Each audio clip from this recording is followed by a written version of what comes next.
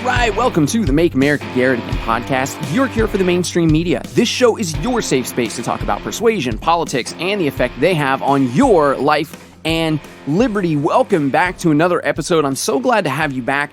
I've made a few small changes on the recording end of the podcast. I don't think that you're going to be able to tell any difference, but it does make things a little bit easier, a little bit more convenient for me on my end. So if anything sounds, if it sounds bad, if things sound worse than usual, please reach out to me and let me know, and I can kind of undo some of those changes and kind of go back to doing things the hard way. But I do want to make sure that this podcast sounds as good as possible for you, because it's just, let's be honest, it's easier to listen to when it sounds better. So we are 1 week into the Joe Biden administration, I guess almost a week, just shy of a week at the time of recording. And so far, nothing too crazy has happened, but Joe Biden has signed a whole lot of executive orders, many of them undoing a lot of the things that Donald Trump did during his administration. And if you remember, Donald Trump signed a whole bunch of executive orders undoing a bunch of what was done in the Barack Obama administration. And I can't help but to just sit back and relax and enjoy the show when it comes to those kind of things, that we can see that politics is just getting to be so petty, and that each side is just blatantly seeking to obstruct the other one and to stand in the way of anything that the other one loves and anything that the other party wants. And I just have to simply enjoy that. And politics has honestly always been petty. There were the letters back and forth. I think it was John Adams and Thomas Jefferson that wrote letters back and forth about how much they hated each other. And one of them even wrote a letter to the newspaper suggesting, I think that the other was a transvestite or something like that. It's always been petty. It's always been people who are willing to squabble a lot of times because it's a game of power. It's a game of pride and going after as much power and as much recognition as you can possibly get. And people are going to get upset when other people stand in the way of what they're trying to do, of what they think that their legacy is. If someone else is trying to stop that, it's going to upset people. So I would encourage you, as we watch some of these things unfold, try not to get too emotionally involved, try not to get too worried about what's going on, because there's a very good chance that when the next Republican president is elected in 4 years or 8 years or however long that it may be, there's a good chance we're just going to write more executive orders and just flip things back to the way that they were. So we're not going to talk about any of those just yet, because honestly, I haven't seen anything that I feel like dedicating a whole lot of time to. But I did have a listener write in, and it says, "Hey, I've been listening for a long time, but this is my first time writing in. I've been watching the Joe Biden inauguration on a couple of different news channels and wanted to know if you had any thoughts about the inauguration process and the way they're carrying out these ceremonies. Thanks." Yeah, I've definitely got some thoughts on it. I did not watch much of it live, but I did catch some clips after the fact. I was pretty busy at work, but there were a few other people who were watching it on their computers and had it on in the break room and that kind of thing. So I caught bits and pieces of it and tried to catch any of the specific highlights or anything that the news or that Twitter was really trying to push. I tried to pay attention to those. One of the first things I noticed was that there seemed to be kind of a lot of walking and a lot of standing. And it seemed like they really wanted to make sure that they could show that President Biden is healthy and in shape and ready to, kind of lead on into possibly his second term. And good Lord, he'll be 82 years old at that point when he's running for a second term, if I remember correctly. And just to show, though, that he is going to be in this, he's healthy, they elected the right guy, all of this stuff, just to kind of give those people encouragement. Of course, you got plenty of other people who say that Kamala Harris is going to take him out one way or the other. He's going to step down and she's going to take over. You've heard me talk in previous podcasts about how I just don't buy that. I don't think that that's true, but time will tell. We will see. One of the other things I noticed about the inauguration was a real emphasis on diversity. And lots of people from different races, made sure they have lots of women involved to make sure that they were playing their part in this ceremony. And that was something that shouldn't come as a surprise to anybody who's followed both sides of politics for any amount of time. We know that this is something that the left cares about deeply and that they find to be very important. And that kind of brings up an issue that I have with the libertarian community, that in the liberty movement, sometimes diversity can be lost or downplayed way too much. And on one hand, we don't want to be collectivists. We don't want to look at a group of people and only see them by their skin color or their religion or their sexuality or gender or race or any of those things. We don't want to focus too much on that. And we don't want to generalize about people and say that if you are X, then you think Y or you are Y. That's not the way that we want to go about things. But at the same time, I think that a lot of these liberty types really try to act like race doesn't matter or gender doesn't matter at all. And I think that in that sense, we do possibly lose something when it comes to that. And there's no secret that the liberty movement is mainly comprised of white males. And as white males, it's very easy for us to see other people who look like us or who we feel like we can relate to in positions of power and in prominent positions and all of that kind of thing. And it does mean something when you see someone who looks like you or someone who you have something in common with succeeding or in a place of power. You talk to somebody who's left-handed, they're going to notice when a pitcher or a quarterback is left-handed. They're going to notice when somebody is signing something with their left hand because that's something that makes them unique. So if you are black or female or Muslim or whatever other kind of thing that might separate you physically or culturally, it may actually mean a lot to see someone who looks like you in a position doing something that maybe you never really thought about doing before. And I can't remember right now whether it was an astronaut or a pilot, something along those lines, but I'll never forget the look on my daughter's face when she found out that there could be girl pilots. And just the way that her face lit up because it had just never crossed her mind before that a girl could do that. And she had just never seen one. And so that kind of thing in the back of your mind that maybe you never even consciously thought about it, but that thing was back there thinking, oh, okay, this is just something that men do. And suddenly this is opened up as a new possibility for something that she could consider that she may have never even considered doing. And in the same way, I think it's important when we talk about any of those kind of things that make us different from other people, that we have to find a way to celebrate our differences and celebrate what makes us unique while also not being collectivists and not just making broad assumptions about certain people or certain races, religions, whatever kind of thing that it is.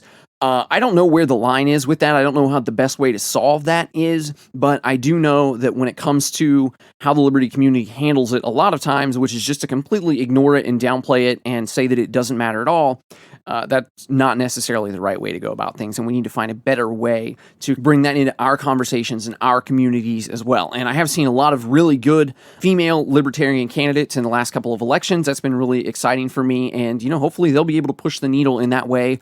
And obviously, seeing women take libertarian positions are going to encourage more women who are politically affiliated otherwise or not politically interested or anything like that. That's going to help bring them into the fold too, because they're going to feel comfortable because they're not just going to be surrounded by a whole bunch of men. But that's just my little rant about where libertarians go wrong sometimes, I think. Let's get back to the inauguration. Lots of pomp and circumstance, lots of ritual, lots of a big, huge ceremony that we had in this inauguration to make sure that we give this new president, this new administration, their proper welcome into power. So one of the things that is in The Problem of Political Authority by Michael Huemer, it's a book I've mentioned several times, very, very interesting if you're into that kind of thing. One of the things that Michael Huemer says is that confusing ceremonies and language really serve to make people feel like government is so much larger and so much more important than they can even comprehend. That this is something that is so much more intricate than anything that most of us can remember in our lives, and it kind of makes it seem as if this ceremony is old as time itself, that it's larger than life. It's bigger than us, it's bigger than our family, it's something that is really just cemented in the way that the world works. And it really almost makes you feel too small to even consider challenging it in any way. So what that does is, even if you do vehemently disagree with the people in office or how they got there, right now, a lot of people that voted for Trump are asking if the election was stolen. Are these people criminals? Should they be sent to jail? Is Joe Biden going to sell our country to China? Is Kamala Harris a corrupt cop? I mean, all of those questions that people are asking that may or may not have any basis in reality, it makes Joe Biden and Kamala Harris and these people that we might oppose, it makes them part of the system. It makes them part of this government that we look to. And so you're no longer challenging those people personally if you try to challenge it. Instead, you're challenging the system that they're a part of. You're challenging the government itself because they're becoming a part of it. And if you hope to become part of that system again someday, you hope to gain some of that power that we all look up to, and that we have a capital city full of monuments to a lot of these people that have been involved in these kind of things. If you hope to become part of that again someday, like hopefully in the next 4 years, then it's probably best that you respect that ceremony and that you respect that office and that you respect that authority and you show your submission and you play nice so that hopefully everybody else is going to play nice when you get your turn if you win the next election or your side wins the next election. And the ceremony kind of has sort of a hint of like a religious ritual to it. And Robert Greene talks about this in 48 Laws of Power, that when you bring some sort of religion or some sort of mysticism into your following, whether you have a cult or a fad diet or a new genre of music or a government or anything, bringing that sense of kind of religion to it, it makes people feel like they're becoming a part of something that's even bigger than themselves, that it's even bigger than humanity itself, that you are tapping into something that's ancient and all-powerful. And once more, that makes you feel important and feel excited to be a part of it. You may pass away, but your work and your support that you do in this movement and for this vessel, whatever it may be, is going to be recognized for generations to come. You're going to be part of history because you were part of this administration and supporting this thing, whether it be their turn to lead or your turn to lead. And that adds a sense of power and mystery to the whole thing, which again is going to make people feel even more compelled to be a part of it and even less likely to try to challenge it in any way. You know, just in the same way that a man would be unlikely to try to challenge God to a fistfight, in the same way, it would be silly for you or, a small group of protesters with you to try to put a stop to this great timeless transition of power that's been around since the dinosaurs roamed the earth, or however you want to look at it. And that's important. That's meant to make you feel small and make them look big. And one of my favorite points that Michael Huemer made when he's talking about a lot of this is that the theatrics of this whole thing also make it as if the ceremony is what transforms a mere mortal man into a president. That yesterday, this was just a good man. This was somebody who ran a good campaign and someone who a lot of people looked up to and admired. But now, because of this ceremony, because of the oath that he took, because he put his hand on this Bible and recited this pledge, now he is our president. He is the president of the United States. He is the leader of the greatest country in the world because this ceremony has taken place. And to me, this also explains why when you get an outsider like Donald Trump, who doesn't quote unquote belong in the office, that's why he's immediately compared to the great evil dictators of our time, like Adolf Hitler, when the reality is, no, this guy he's just some blowhard who won an election and he just happens to be very different and act very different than the previous blowhards who won the elections. And you've heard me mention it on this podcast several times, that Donald Trump is not some spectacular force of good or force of evil, but instead that he's just a guy who's got some very good persuasion skills, got some very good social media skills, and he was able to run a very good campaign in 2016 and reach out to people who had felt disaffected by the way that politics were, and he was able to kind of bulldoze his way into the White House, and he was able to win that election and to be an inspiration for what happened to be a pretty large crowd of people. But bringing it back to this president language where you go through this ceremony and you become the president, you become this great icon where we see paintings of these men hanging everywhere and we see their plaques on the wall and some of them are even carved into mountains because of their greatness. And so when you put them up on that pedestal, then they almost have to be either gods or devils of some sort. And, that's kind of another thing that I see conservatives talk about a lot, and that they really kind of leaned into the fact that God put Donald Trump in power for a reason. And I don't really have a problem if you want to believe that, but you got to be consistent there and say, well, if God put Donald Trump in power for a reason, then God also put Barack Obama in power, and God also put Joe Biden in power. You've got to be consistent and admit those things too, which I guess following that logic, that would also mean that God did not put Hillary Clinton in power. So, maybe he does exist. Who knows? But that's why, you see these men elevated to such great levels. And it's because we put so much emphasis on this office and on this power and on the prestige of all of that. You see a lot of the same thing in this ceremony with a lot of the complicated language that's used in these ceremonies, and also with a lot of laws in general. And they often bring a lot of foreign language into it. There's always Latin involved. And as far as I know, I don't think anybody actually speaks Latin unless you're using it to talk about medical terms or legal terms or performing an exorcism, something like that. It's a language that's not used in every day, but it's meant to give off these very ancient, ritualistic kind of feelings to make it feel, once more, like when you're using this language, you're talking about something that's bigger than yourself. And it kind of causes you to kind of back down because it causes you to feel small. And a lot of the laws and the way that we operate our government is dependent on the language being confusing and hard to understand. Because if you were just to clearly and plainly say that 80 million people who voted one way, they voted the right way, they get to dictate how the other 260 million people, the people that voted wrong or didn't vote, they get to tell those people what the laws are going to be and how they're going to spend their money and which countries we're going to war with and which guns will be illegal and which drugs will be illegal and what people from what countries are going to be allowed to immigrate here and what the tax codes are going to be and who will be allowed to play women's sports. And anybody who acts against those laws and policies may actually be violently thrown into prison to be put in a cage where they will sit until hopefully they've learned their lesson or until we're done punishing them, whichever comes second. That would sound absolutely crazy. But when we add a few Latin phrases over it and slap "In God We Trust" on the top of it, suddenly people feel that it's a lot more complicated than that, and that it's probably best if they just trust the process. That they just accept that they're small and this is big, and we're better off putting our faith in this big thing than to bother with any of our solutions that we might be able to come up with. So let's move on to Joe Biden's inauguration speech.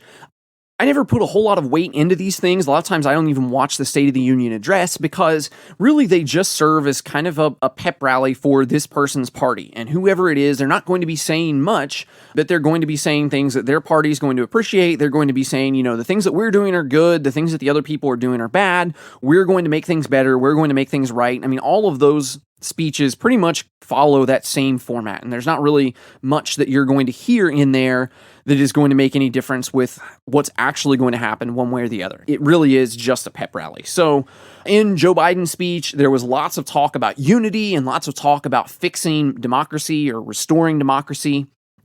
I saw a lot of phrases like the country has decided or democracy has won or we're coming out of a dark and challenging time.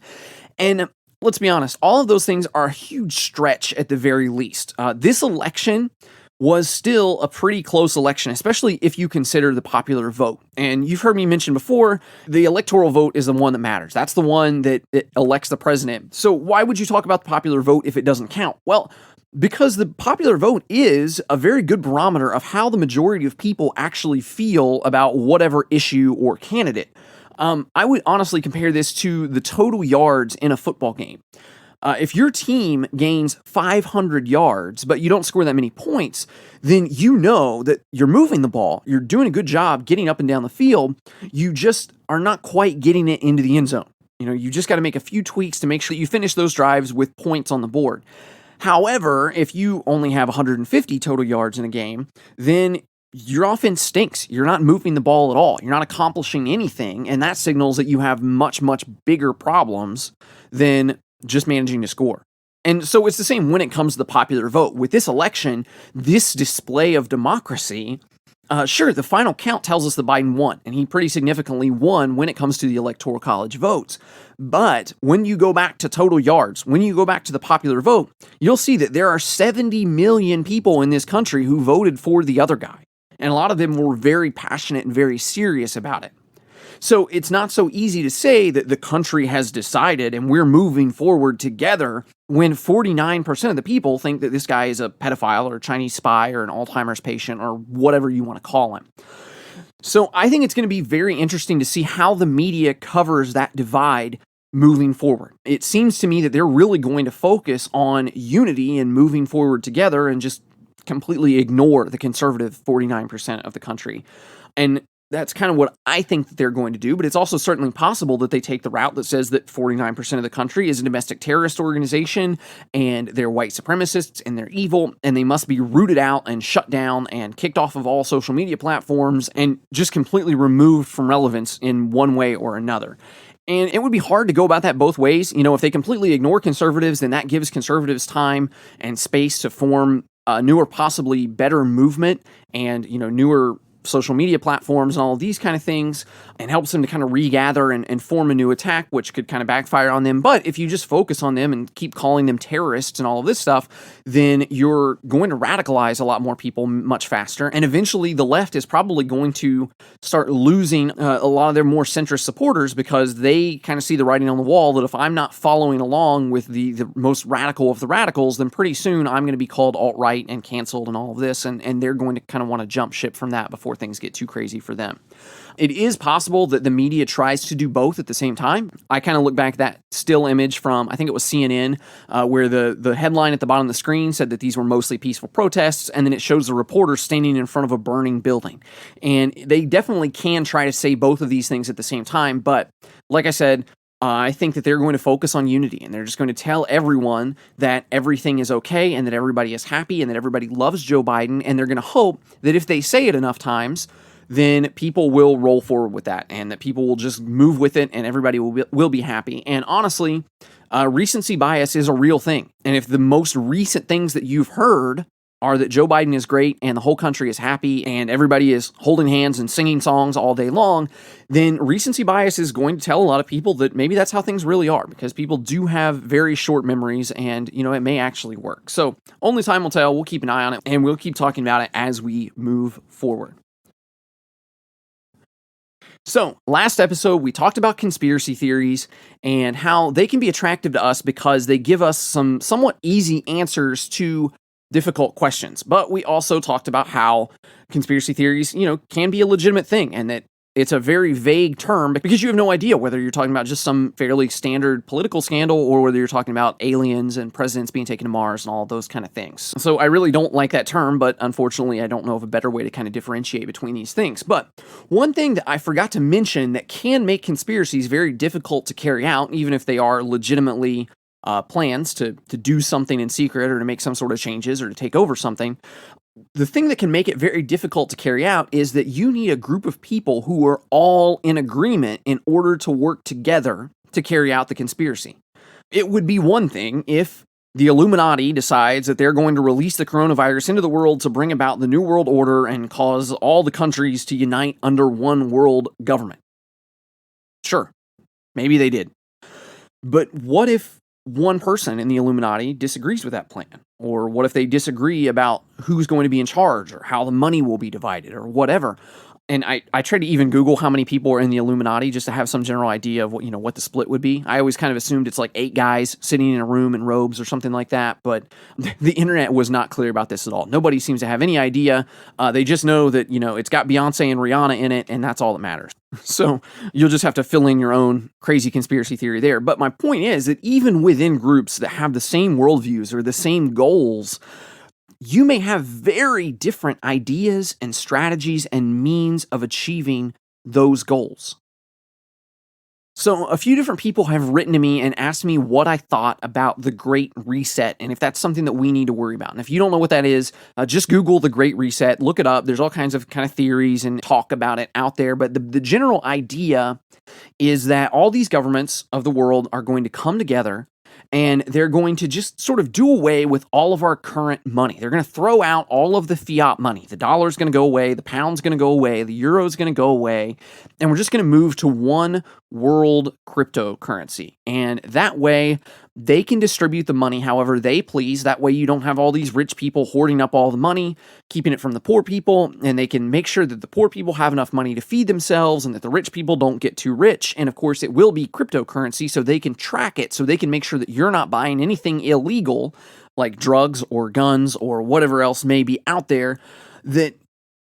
That's going to give them the opportunity to have this massive world takeover and finally kind of enact this great socialist or communist government that we need in order to bring the world into this socialist utopia. And when this first started kind of making the rounds, it did sound like another sort of Illuminati sort of conspiracy theory. But now we've heard Justin Trudeau and a couple other leaders use the phrase out loud and say that we need a great reset. And now that Joe Biden is president, it seems certain to a lot of people that America is going to move us forward into the Great Reset. And maybe that is what Justin Trudeau and a lot of these people really do want. Maybe they really do plan to move us in that direction. But the problem with this is, who's going to be in charge? Who is going to get all the power? Because if you talk to every communist or socialist that you know, and you ask them what they think they'll be doing if they were to get the system they're asking for, most of them would love to think that they would either be on some council deciding where the food and the money goes, they would be an activist leading the charge to make sure that their group and their passion has their rights, or that they'd be following their life's dreams while comfortably collecting a UBI check every month. That's why socialism is so attractive to a lot of these artists and musicians, because they believe that they'll be free to just work on their craft and hone in their skills, and they'll never have to worry about how to keep the heat on and how to put food on the table. But the problem is, even under socialism, we can't all be artists and musicians and pro athletes. Somebody has to scrub the toilets. Somebody has to mop the floors. Somebody has to give the old ladies a bath at the nursing home. And somebody is going to force those people to do those jobs.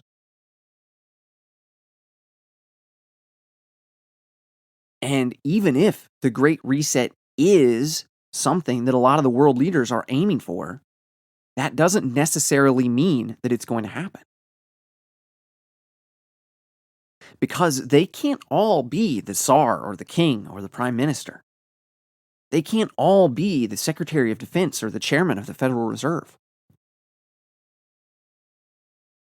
So, just as that massive consolidation of world power can appear incredibly attractive if I can be in charge of it, it's also a huge threat to my power if I'm not 100% sure that I would be the one in charge of all of it. At least as the Prime Minister in Canada, I'm the number one guy on the Canadian totem pole, right? But if all these governments combine and I don't get one of the top spots, then I just went from being the most important person in my country to now just being some guy in middle management. So they can plan and hope and wish for a world government all they want, but when it really comes time to try to make it happen, they're going to hesitate a little bit because it's probably going to be a huge threat to their power. And you've got to remember, these people also have very different focuses for creating their own utopia. You've got people like Bernie Sanders or AOC, and they might have a focus on the workers and the unions, and they'll want to create an economy and legal system that's best for those workers, best for the working class, those people. You got somebody like Jill Stein that might be more focused on the environment, and they want the economy to be green first and good for the workers second. Maybe you've got someone like Joe Biden or Hillary Clinton, and they want strong world banks and maybe even these giant corporations to shape the ideas and the spending habits of the people. There's a good chance you're going to have somebody else who wants to focus on building a strong military or police force in order to enforce all of their laws and regulations. And even if you're moving toward one great world socialist government, all of those plans are going to look very, very different. And they're going to have to be accomplished in very, very different ways. And there are going to be different people who get first dibs on the power and the money that goes along with that. So even if all of these people come from the same party and they share the same general worldview, their goals and their methods and their passions are going to be different. And those differences are going to threaten one another's power. Not to mention, how are you going to get all the other countries to buy into it? You know, how many countries do you think will back out when they find out they won't be the ones in charge of the new world government? That sounds great as long as I get to call the shots. But if not, I'm taking my ball and I'm going home. So, sure, maybe the Great Reset is a common goal that a lot of these progressive world leaders are aiming for, but that doesn't make it a given, even if they all decided tomorrow that that is what they're going to do and that's how we're going to move forward. There are just way too many decisions to be made, way too much power to be lost to make this plan happen efficiently. So, as you've heard me say many, many times before, Gridlock is a good thing. Gridlock is the best thing that we can hope for. When people in political power are fighting and arguing and butting heads with one another, we, the people, are the ones winning those arguments. Now, I do have a theory on how I think they could try to make this work, but right now I'm looking at the time. I'm running a little bit low on time, and I think I'll save that for the next episode. So let's keep an eye on the news. You can let me know what else you want to talk about. You know where to find me. I'm on Facebook.com/Garrett again, Twitter.com/Garrett again. You can find me on MeWe. Username is Garrett again, first name Garrett, last name again. Email me, garrettagain@pm.me, and feel free to reach out to me, and I do my best to respond to everybody who reaches out in good faith. And I would love for you to give me more topics that you want to hear about on the show. That's how we make it great, is by giving you, the listener, what you're looking for. So, thank you so much for listening, and we will talk more in the next episode. And until then, stay kind, stay vigilant, stay free. Get out of here.